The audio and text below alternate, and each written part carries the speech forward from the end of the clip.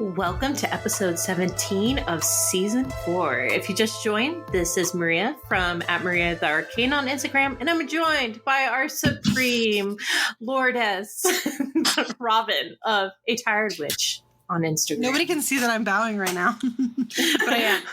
Oh yeah, she is. I can confirm. I can confirm.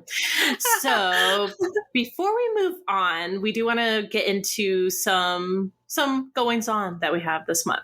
So we have one of our classes that we do every month, and it'll be done by Lizzie Arden of Magical Bartending with kitchen magic. So definitely check in on that. I'm very excited about it. Like, who doesn't like little witchy cocktails that have like correspondences attached to it? Like, yes, please. Yeah. I still think we should ask her to make a coffee and cauldrons themed one. Oh, I gotta email her about that. Yeah. I gotta email her about that before I forget. That is going to be on September 29th. And as a reminder to everybody, that is for the library tier and up. And if you would like to learn about magical cocktails, but you can't make it, it'll be available immediately. So what the heck? Yeah, and it will stay on our Patreon, forever and ever. So you can go back to it and look at it. You can even go back and look at our previous classes. And we have, quite almost a few a year's of them. worth now. Yeah. I think there was month? a couple that we did have technical difficulties. Issues with, yeah. But Riss, who did our shadow work class, is going to re-record the shadow work class for us. And send it to us, which is so exciting. I know. Yeah. So one of these months, you'll have double classes, technically. Anyways. Exciting. Also, this month is Small Business September. We are doing shout outs to small businesses that submitted to us so that way we could shout you guys out. These are all fun, coffee and cauldrons themed things. They're very cool. And I know we talked about it a little bit in the last episode, but we're kind of breaking these up into little sections so that way everybody can get a little highlight. So this week we've got the Zonedinstudio Mugs. We've posted about these already on social media. Maria and I both have one. They're so cute. They're so cute. So cute. Robyn's on the back says Supreme and mine says Mother. And they're adorable. Oh, Mother. And I love the inside of the mug. It's has this beautiful blue swirl in the middle. So beautiful. So pretty. So beautiful. So cool. We also have the Moon and Scorpio's journals. They come in 2 sizes. It's a paperback and a hardbound edition. They're so cute. Yeah, they are. All this art, and it's got the logo on it. Well, a version of our logo on it, and it's just so cute. It is. Yeah, we've got Eclectic Gemini has made some candles, which are very fun. They're coffee and cauldrons themed. That's another thing Maria and I both have. They smell so fucking good. So good. They smell so good. Frank is can we get some more of those? I want some coffee. I wonder why. Oh, gee whiz. And then Grunge Apothecary has done a Coffee and Cauldrons oil set, which includes Ghost Be Gone, Moon Magic, and Clarity and Creativity, which is so cute. She's done these really cute little logos, and they come in holographic little baggies. It's so cute. Mm-hmm. Yes, they're very cute. They're so cute. But all of these are on our social media. So if you go to Instagram, look for the post that says Small Business September, and all of these lovely creators are tagged in it. Or if you are following us on social media, the day that we highlight them, it does go to our stories to make it easy to find. I'm going to try to get a little link tab up in our link tree that will have you click through it and then it has all the creators listed on there. So it's easy access. But until I get my act together and get that sorted, that is how you can find them. So hopefully you guys enjoy their products, because I know we definitely do. Yes. Such talented babies. Yes.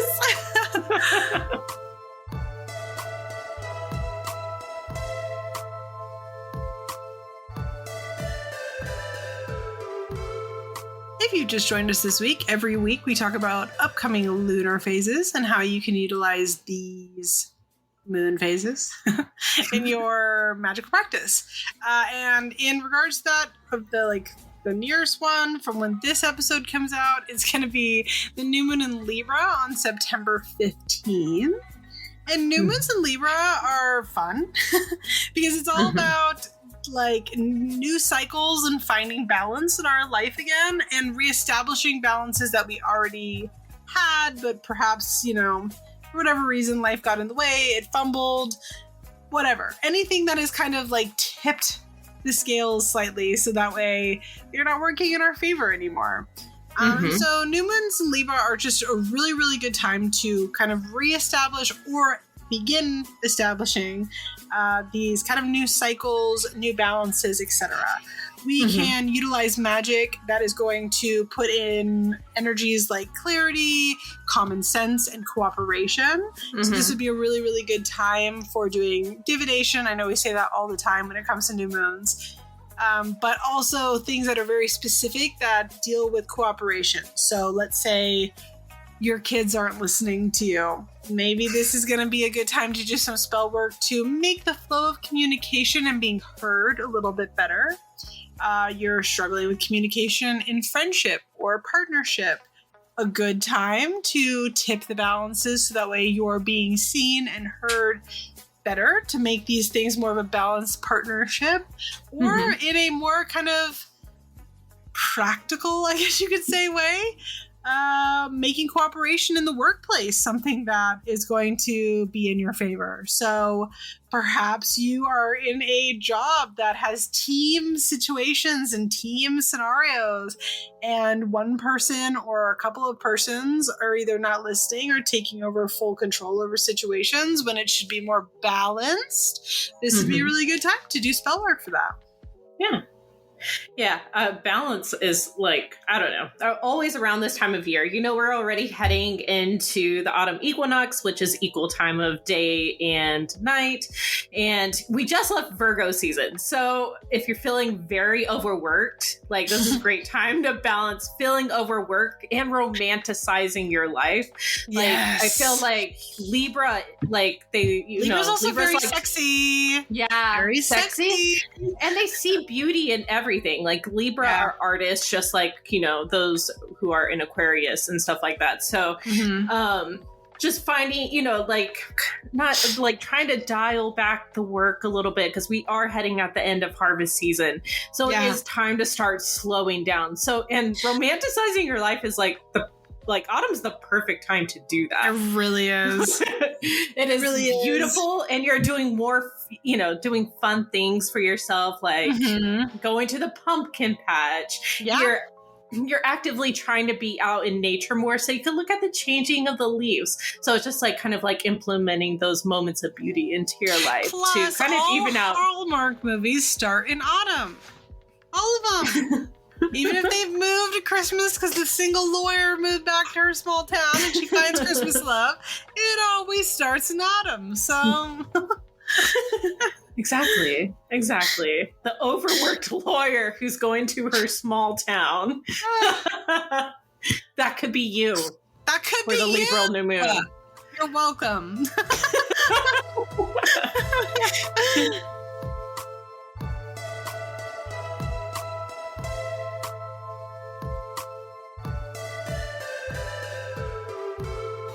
So, if you just joined us this episode or haven't listened to other episodes so far this season, in lieu of choosing a card and discussing it like we have been doing, instead we've been going over like the whole different sections in tarot. Like we've gone over the major arcana, the minor, and what each suit generally represents. And we went through the ones all the way to the tens, and now we're on the court cards. So, but anyways, this week we're discussing our thoughts on the pages in tarot. So for me, the pages are the students and apprentices in the deck. All of them express different ways to learn, explore, and plan in their respective suits. In my personal reading practice, I would put the pages directly after the aces in tarot. To just go back a bit, aces are like the like ultimate beginnings. They represent an idea or a seed being ready to be planted. Now, when we decide to move forward with these ACE type ideas, we typically enter a stage where we are figuring it out. We are figuring out how to make it more successful and viable, which means we may need to do some research, plan ahead, learn all there is to learn about this path before we completely set forth on it. It puts us back into the role of student, young and eager. And honestly, the pages are kind of like smarter and wiser fools, but they still have some naivety and even sometimes experience apprehension of when it is actually the right time to move forward with their ideas with real world energy. The pages don't use like too much real world energy as they are still in that planning and researching stage. That doesn't mean necessarily they aren't doing anything actively towards what they are working for, but they just aren't really that quite comfortable yet to fully devote themselves to running with it. Does that make sense? And what are your thoughts? I like pages a lot. First of all, I completely agree with you about it coming directly after aces. I think that's such a great way to word it. It is, to me, it is a lot like apprenticeship, where it's this constant reminder that even though we might fail at things, we are still learning, we're still figuring it out. We're at these kind of beginning stages. And I always, like, whenever I talk about pages in general, I always think of the Page of Swords as the king of pages, and that I think the King of Swords is like the perfect analogy of all of the pages where you drop your sword because you're learning, but you just pick it back up and we're going to try again. And I think it's just like the easiest way to kind of, wrap up all pages. Because obviously...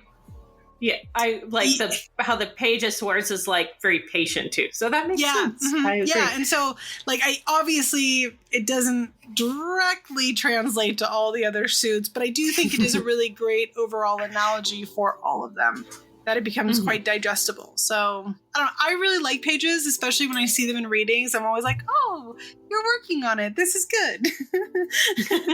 It is. It's always like, especially when you're older and it's not as like dire, like being in the page role and learning and exploring. It's very exciting. It's very exciting. It's very exciting. So I think it's good. I think it's such a good reminder that as long as we continue to work on things, we're on like the right path to where we want to be going. And it's just early days. Yeah. Agree.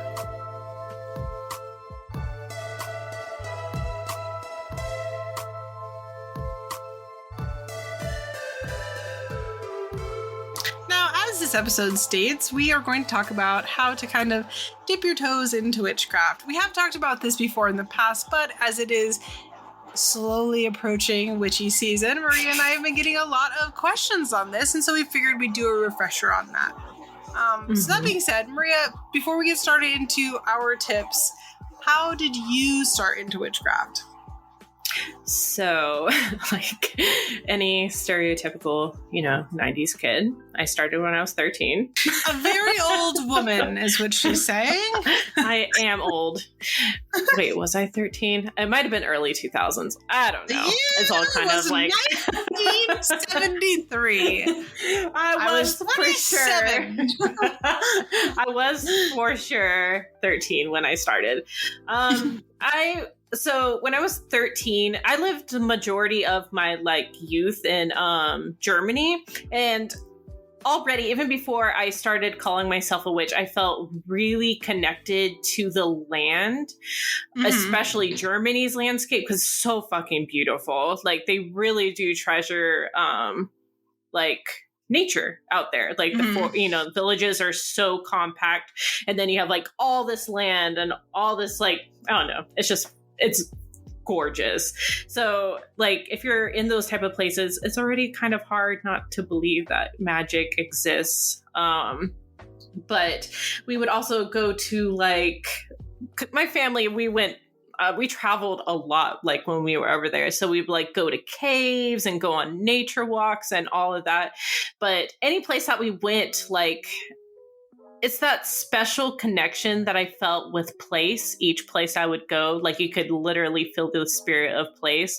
And I was already starting to make little potions and things with intention,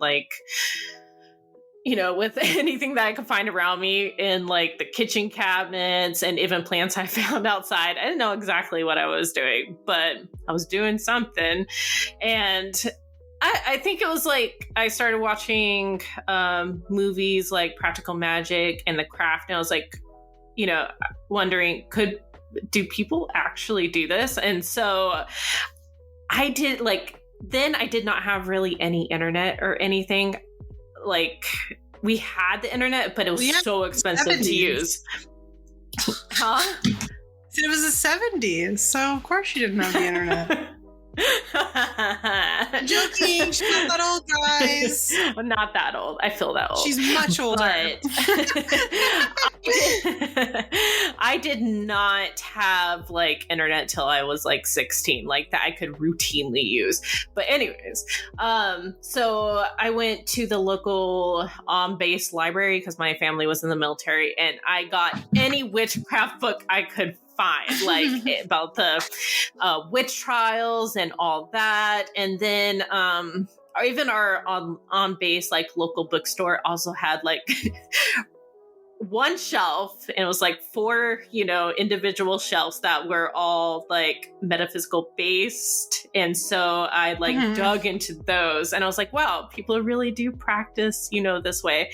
So I read anything I could literally get my hands on. And and I already knew that I did not connect with being Wiccan, but I did get a lot of inspiration from Wiccan books because, it was that time period where a lot of the material was written for Wiccan-based religions. But like reading books like, oh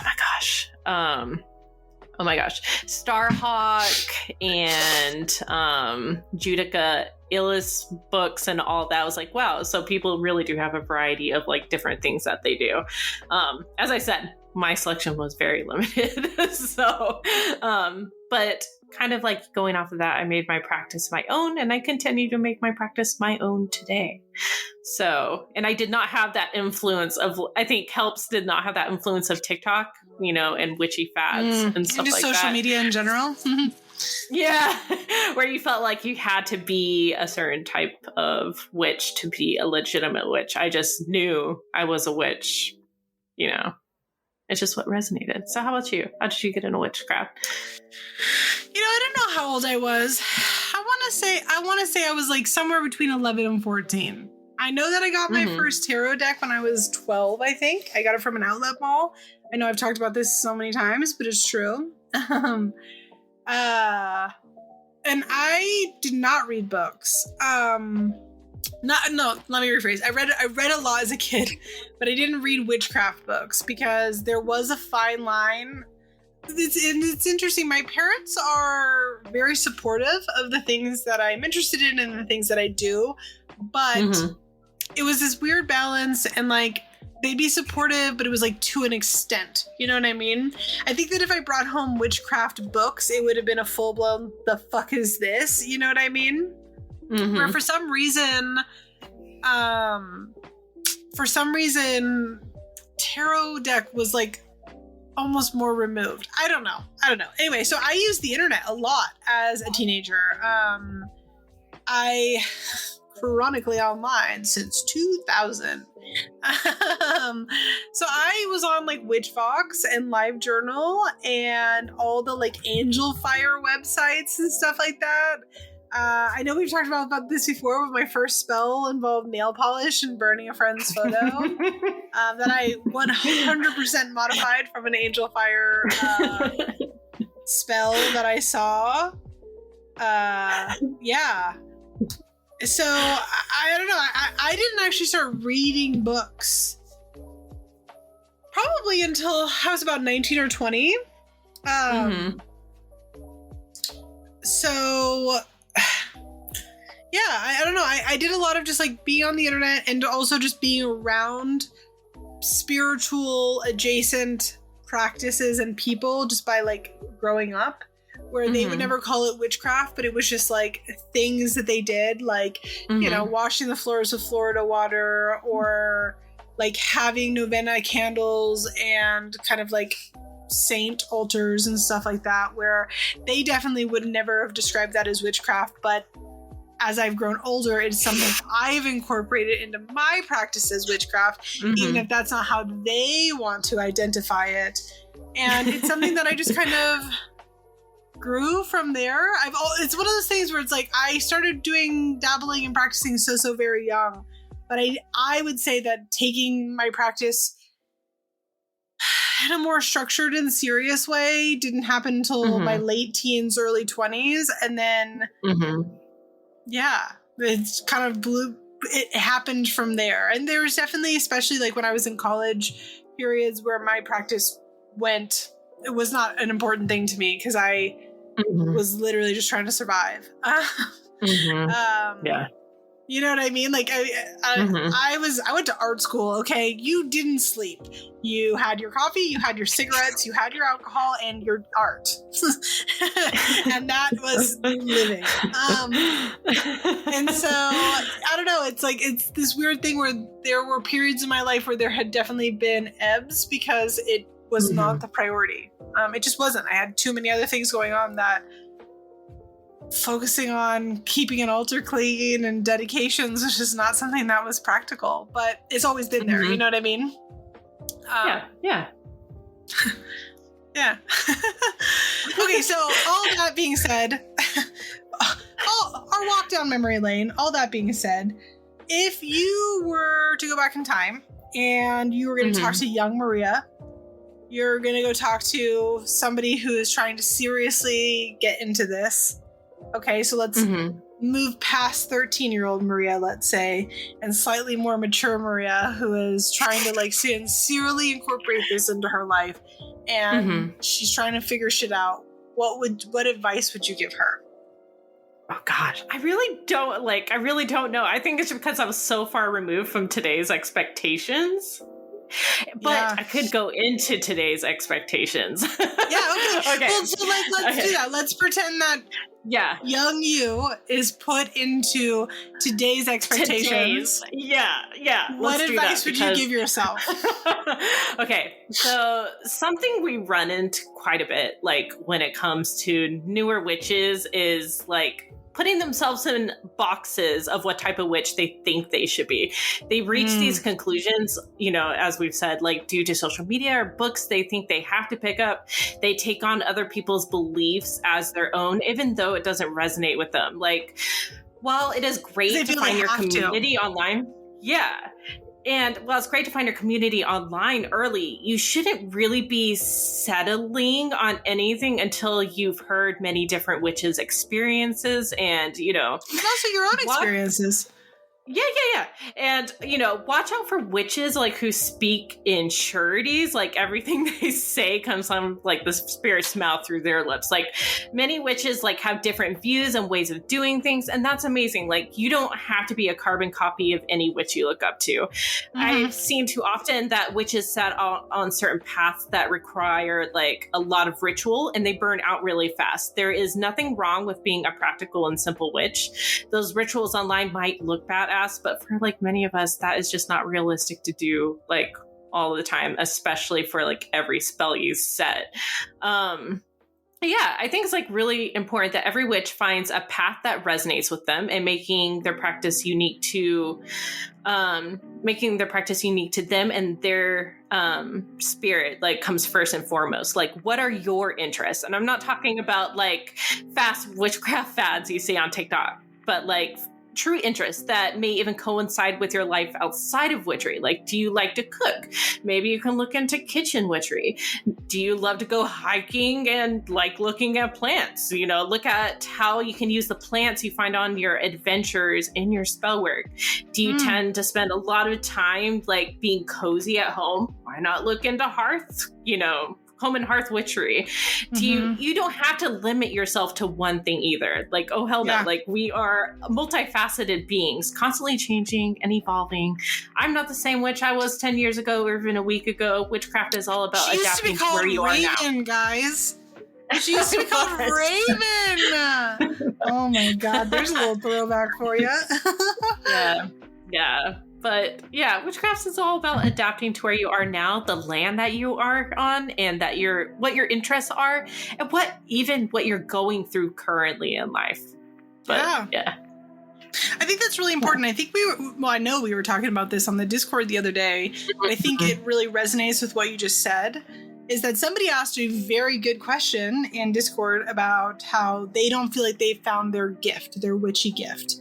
And it opened up this whole bigger conversation where I kind of went on a rant about how I think that that's a scam. And like the idea of having to have like a special talent or like a like, you know, oh, I'm a green witch, I'm a kitchen witch, I'm a, you know what I mean? Like a title before your craft that you kind of box yourself into, I think is a really big scam. And it comes back where it comes from, in my belief, the separation of solitary witches and Wicca. And well, not just Wicca, but orders in general. So Thelema, the Golden Dawn, Hermeticism, all these sort of things, Wicca, right? And solitary witches who practice their own kind of folk magic where, you know, you can be a Wiccan witch or you can practice Thelema and you have kind of this title, this order that you're a part of, right? Covens, etc. And there's now almost this expectation that you have to fit into that box, but the nuance that is left out of that is when you are looking at something like Thelema, the Golden Dawn, Wicca, etc., is that these are all encompassing things. They aren't, you know, Wicca as an example is going to have your kitchen witchery, it's going to have your green witchery, it's going to have death work, etc. Like all these things. Wicca is just the religion, the structure that, you know, those witches are following. And I think you have places like the internet where it tells people that they have to fall into this kind of witchcraft. And it comes from the removal of the nuance of orders. And orders are great. They serve such purpose. They're not for me, but they serve such a great purpose. And when we kind of get to the internet, it waters down these meanings and it makes people feel really pressured. Like they have to have a super great skill right away or talent or, you know, something that they're one specific thing they're drawn to. And I think it does people a really big disservice. I definitely agree. And I do think people do have talents. The only problem is that they're not making their talents personal. They're not involving it in what they're actually good at. Like if someone, let's say, okay, I'm going to go off with no naming names, but someone was told that they have a very strong intuition on our Discord. And but they're really into maybe like looking at death work and working with spirits. What if they've been looking at like what general intuition means, but their interest lies in working with spirits and stuff like that? What if their gift is in line with their interests and what they are really passionate about, and they're not looking into that because they're being told to look at the general meaning of intuition? Does that make sense? And it's kind of like what I was talking about in the Discord as well, is like it's kind of like art. Anyone can be an artist. If you work hard enough and you practice hard enough, anyone can develop the skill of being an artist. But that doesn't mean that some people aren't born with natural talent. They just have a jump start. That's all in that specific thing. But that doesn't mean that the rest of us who aren't born with that natural gift are never allowed to pick up a charcoal and paper and start drawing. Like, of course you can have that interest and explore it. Yeah. And so I think that's a really big problem that the internet has provided us. It's such a great tool, and it's also such a sack of shit.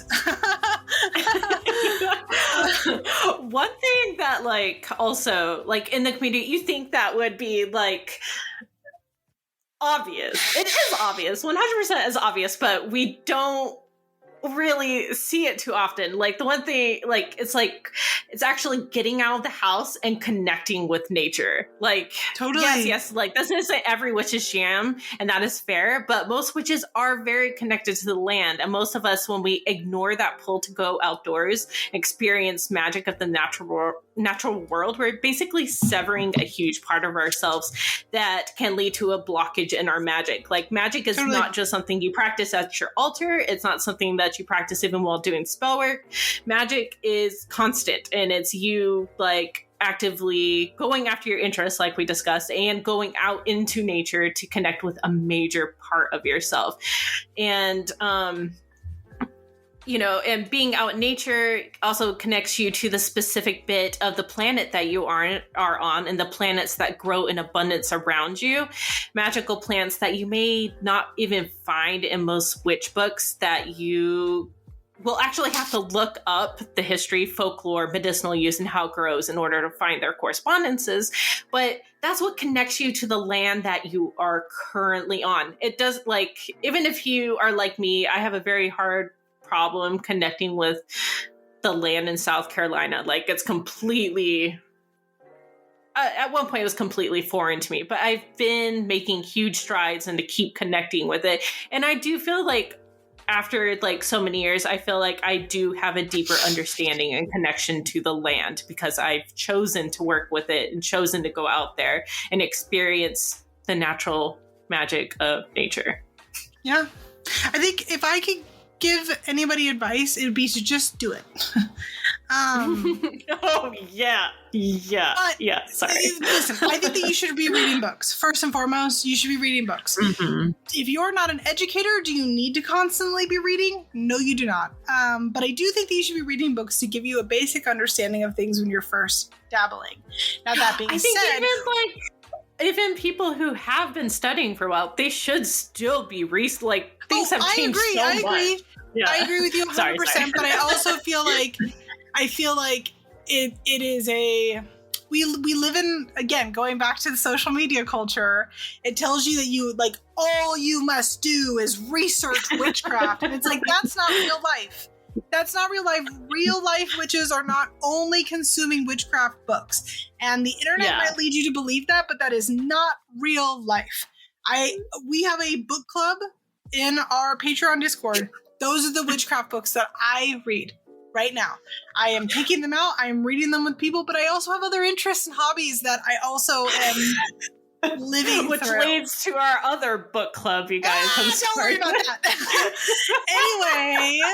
Anyway, my point is to just start doing it. And what I have noticed in the 4 years that we have been running our Patreon mentorship program, the biggest hurdle that we constantly are seeing people come up with is the fact that they're overthinking it. They're reading so much that it's actually crippling their ability to start doing stuff.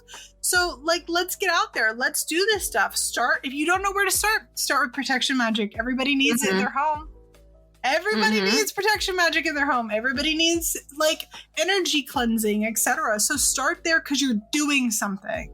Witchcraft is a craft. It is the act of doing. We constantly are hearing this expression that makes me absolutely psychotic, which is the intention is everything. And that is true. Intention is very important. What we are putting into things is very important. But it also, witchcraft is a craft. If you aren't doing the craft, you are just having thoughts. Yeah. It's like only having the why, but you're not moving forward with the why. Yeah.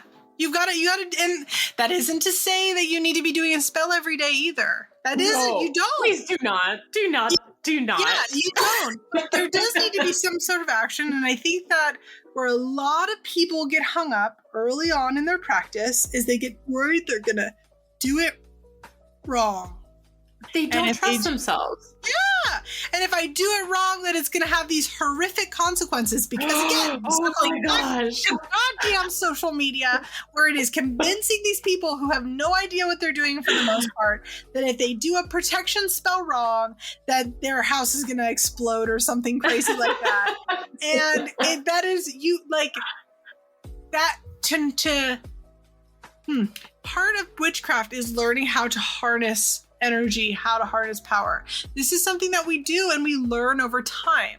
when you are first starting out, there ain't no god dang way that you know what you're doing well enough to have enough emphasis, enough oomph behind something that it is not only going to backfire, but it's going to backfire so badly that your life is ruined. It's just not. It's just, even if it does backfire, you're probably not even going to notice it. Honestly, I haven't had many spells that backfired.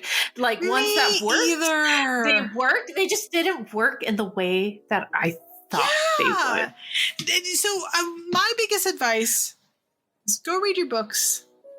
Consume your social media if you want to. I am very anti the fear-mongering and the clickbaity bullshit of the internet. But I mean, this is saying that's why we both deleted TikTok. I got rid of TikTok. I mean, yeah, my account still exists, but I got rid of the app because I can't deal with the people anymore. The constant, you have done this wrong, be afraid, like bull. It's bullshit. It's what it is. They want you to be afraid, and the people that kind of push this narrative of you constantly doing something wrong and constantly needing to be afraid, in my experience, are the people who actually don't have a practice at all. Or if they do, the practice is fucking straws, and they are just projecting something at you. They're the Messiah too, usually, typically. Yeah. And so it's one of those things where we can be critical of stuff, and we can also be warning people of things. But they're like let's do those warnings based in reality. And so my advice is because I don't want to get too negative.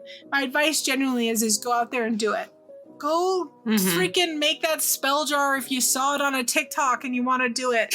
Go get a white candle and do some protection magic. Go get in a bath and do some cleansing and meditation. Just go do it. And don't think about it too much. Don't overthink it. Just don't overthink it, because then you're only harming yourself in that. Exactly. And one of my favorite exercises I like to tell new witches to do is to go into their kitchen pantry, or if they have like a herb cabinet full of witchy stuff, go in there and intuitively choose, like, let's say 4 herbs that you're going to make a loose incense blend with. And look up those correspondences to the herbs. Maybe even have like an intention in mind of what you want to make, but just go intuitively choose, whatever herbs that you feel called to use. Then look up the correspondences for each of those herbs and how they might relate to your intention. So that's way you're building trust with yourself, and you're having fun. It removes the pressure of even if you're wrong about what the traditional correspondence is, you've learned something. Yeah. And like, even if you're wrong, I also recommend looking at the medicinal uses, looking at how it grows, looking at the history and folklore, because correspondence books don't always get it right. And they do miss like huge things. So they vary. And also we always have unverified personal gnosis, also known as UPG, which is something that you develop on your own personal levels over time that you know what I mean? So although you might be, quote, wrong right now, write it down. Maybe you'll find out later in 6 months of using it that actually you do find that this works best for your first intuitive pull on it. Let it grow with you over time. You know what I mean? But it's not something you need to stuff down either. Yeah, definitely. I think one of the last things we do need to talk about is like must-have tools and ideas for like those who can't afford it and are still in the closet. But what are your must-have tools for like a beginner witch? Like just very, basic very beginner. shit. You're like absolute basic. I'm going to assume that you are living in a space where you can't light incense and you can't light candles. Okay? So basic tools. I think that you need to have something to cleanse with, like spray cleansing. We've talked about this so many times. You can literally just do salt water. I would recommend that for cleansing. Basic tools is something that makes you feel connected to your practice specifically. Maybe that's a crystal. Maybe that's a plant. Maybe that is a printed out photo of a deity that you're working with. Something that makes you feel connected to your practice presently. And then a third thing, because I feel like going in threes is good, is then some form of an offering to whatever your practice is. That can be anything. It depends, of course, on who or what you're working with. Maybe your offering is going to be a little extra food at the end of the night. Maybe your offering is going to be a cup of tea, a cup of coffee, but something that you are sacrificing and giving up for whatever you're working with. Yeah. What about you? Yeah. So for me, if you're out of the closet, something safe to burn stuff in, like a cauldron. Yes. It doesn't necessarily have to be a cauldron. It could just be a cast iron, like little bowl. Safe dish. It doesn't matter. Yeah. And that, a candle holder, and your own body. I mean, your own body is great at cleansing spaces, because sometimes I clap in order to like cleanse a space, like clapping the energy. Exactly. And so, honestly, like bare necessities, that's what you would need besides getting candle for the stuff and, getting paper and herbs and stuff like that. Yeah. But if you are in the closet and you can't afford any tools, let's say that, you're a student, you're at art school, all you can afford is your cigarettes, your drinks. I'm just kidding. Don't smoke. Smoking is not cool. Smoking is very bad, guys. I was young and naive. Okay, so we have these things called our mind's altar. And so you can go to your mind's altar when you go into deep meditation, or like you can call it hedge crossing. But you go to your mind's altar and you just envision your altar, and you could do spell work at this altar. You can put the spell away on your altar after you finish it. Like, let's say you make a spell jar at your mind's altar. You can leave it at your mind's altar, and it can still like do amazing things for you out in the real world outside of your mind's altar.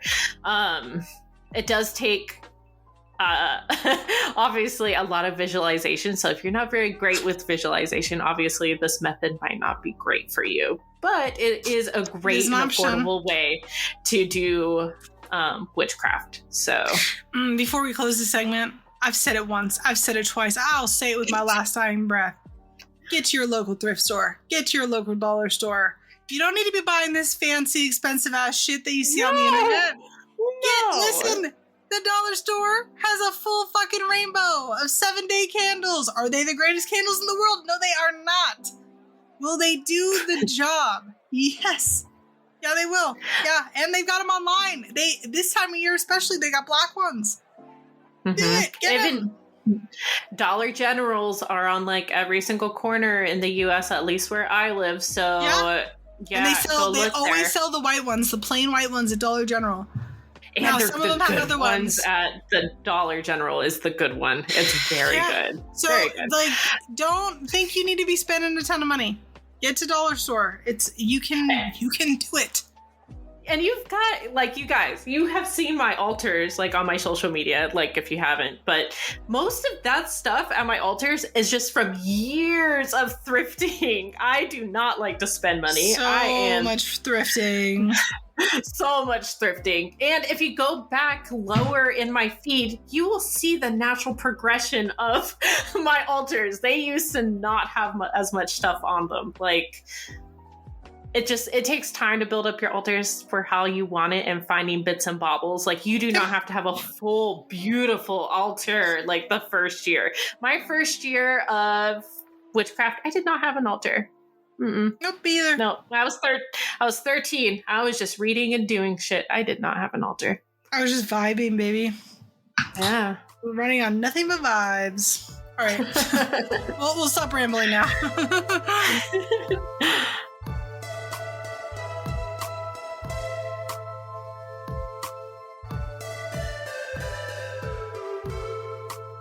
So, Maria, what's stirring your cauldron this week? Oh, I'm going to tell you. Okay, so I am in the midst of planning my autumn equinox dinner. And while we have this like every year. I decided this year I was going to invite a ton of witchy friends to come and enjoy it with us, and we were going to have like a group ritual at dinner and then one outside after dinner. And I'm just like really jazzed about it, like planning out the whole menu and the ritual. Like, I'm very excited about it. I know. And I'm glad that the equinox is on a Saturday. That's awesome. Yeah. So it'll be actually on the day. So I don't know. It's always fun, like, doing stuff in person. I am, like, solitary, but doing stuff, like, with a group of people is, like, there's just something different about it, and it's fun to experience, like, you know, moments like that with a group of people. Yeah. But, yeah, I am very excited about it. So, I always make too much food anyways. So, but I'm hoping I'm going to write up the ritual and all that, and I'm going to put it on our Patreon. So if other people want to do it, they can do it as well with their own family and friends, if that's what they decide to do. So very much looking forward to it. Yeah. Thank you.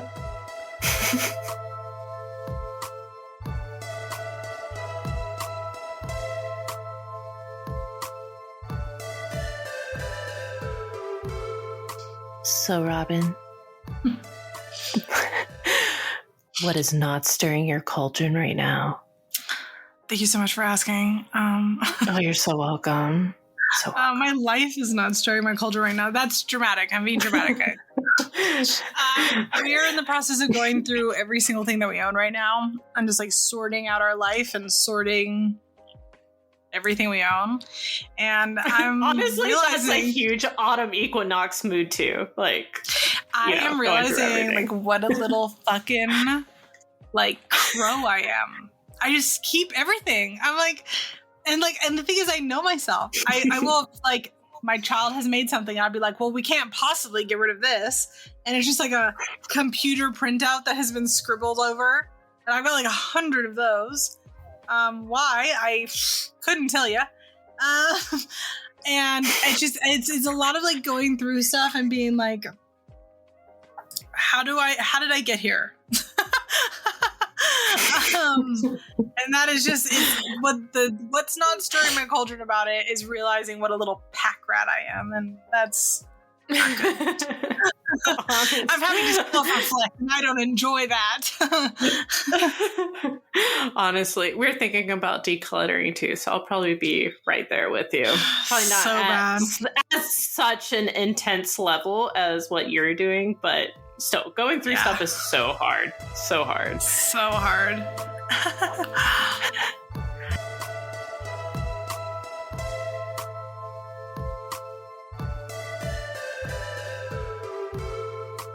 If you've just joined us this week, every week we talk about creators that we are loving right now. This could be shops, artists, photographers, blogs, podcasts, anything. This is stuff that Maria and I have organically found that we think is pretty awesome. These are not ads. And this season we have incorporated your loser listener. Oh, wow. I don't think these are losers.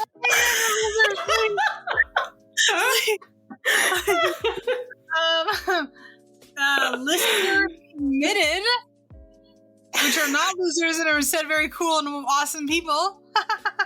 Please don't hurt me.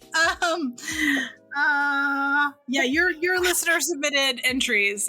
Obviously, we can't get to all of them, but we are going through them as best as we can. So that being said, we're through our digging this week.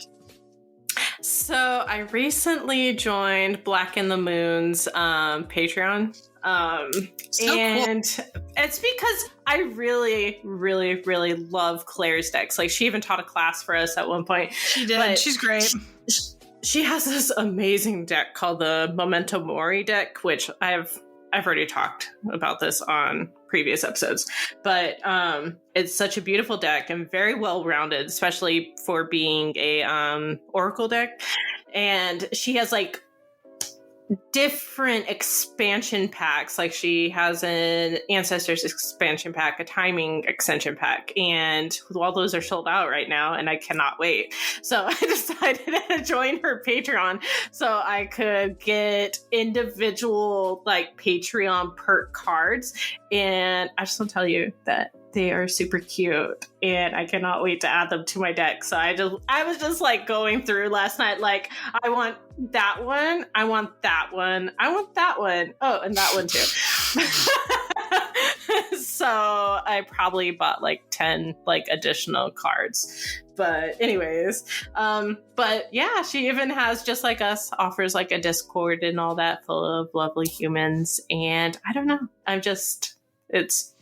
I'm very excited to be like, get like individual cards for her like deck now. So yeah, that's where I'm at. Who are you loving? And by the way, as you were talking, I looked up your choice and I was like, of course she would find this. Like, this is so you.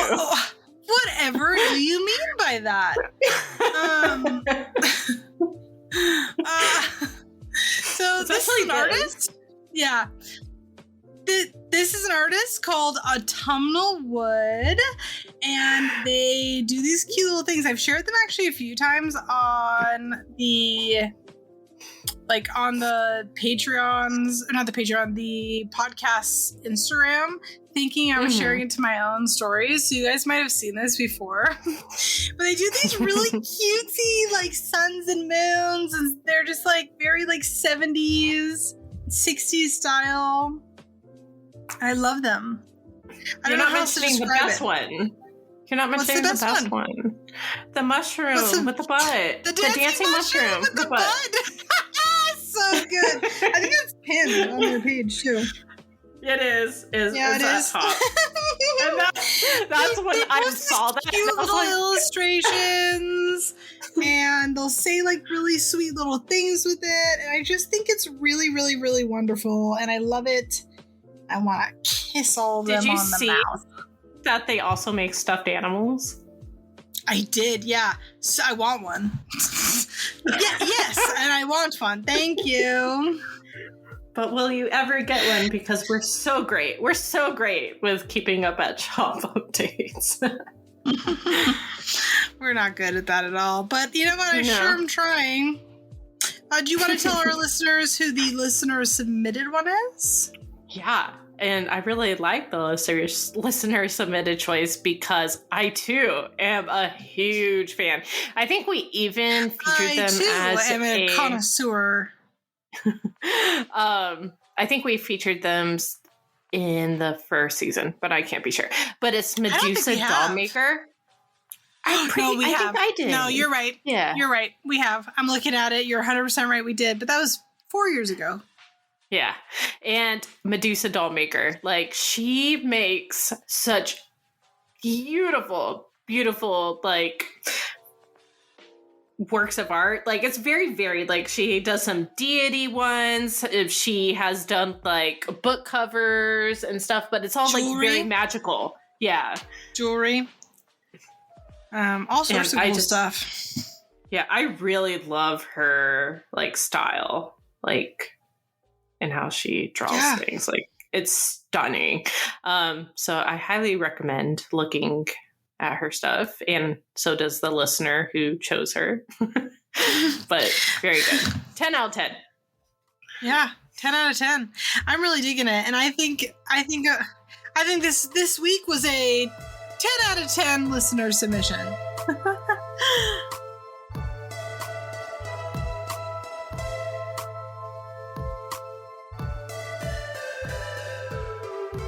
Thank you all so much for joining us today. We hope to see you again on Friday, September 15th for our next Coffee Talk episode, or September 22nd for our 18th episode of Season 4.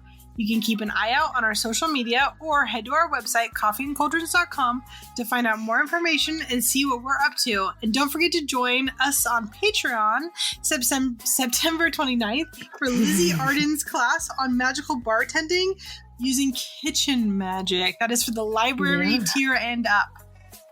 Yes. And additionally, our Patreon Magical Beginnings offers our special 25-minute part 2 episode, a huge library of articles about witchcraft, and a Discord community full of fun events, people, and discussions. And we even have a tier that offers one-on-one conversations with Robyn and myself. And I also just added a navigation for the Patreon and the Discord. So if you're somebody who's like, this is overwhelming, it's pinned to the top of the Patreon, which I have to do a little update on because Patreon just updated, but regardless, the information is still the same. So if you are lost or struggling or want to just kind of know what's going on, it is a public post. So you are welcome to check it out. Yes. And as someone who actually is like now a Patreon myself, make sure you're clicking the username, like our username, so you could see like our actual profile page so you can go through our articles. Because if you're just looking at the main page, you're going to be missing a ton of stuff. But okay. But anyways, so again, this is Coffee and Cauldrons. With Robyn from At a Tired Witch on Instagram. And I'm Maria from at Maria the Arcane on Instagram. I can talk. You ready? Yeah. One.